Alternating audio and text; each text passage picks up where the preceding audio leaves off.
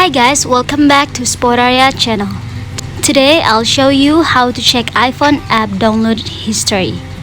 But before you continue this video, don't forget to like, comment and subscribe to support this channel, and also don't forget to hit the notifications bell. So without any further ado, let's get started.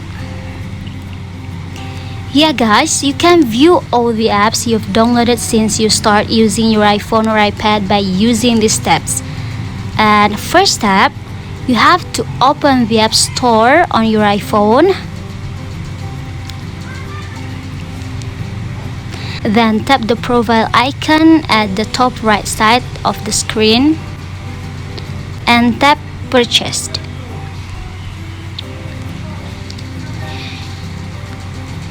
You can choose the All tab at the top or Not on this iPhone.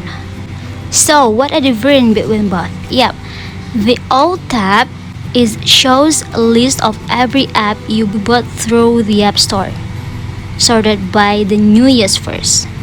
And Not on this iPhone includes only the apps that aren't installed on your app currently.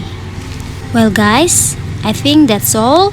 I'll see you in the next one and good luck.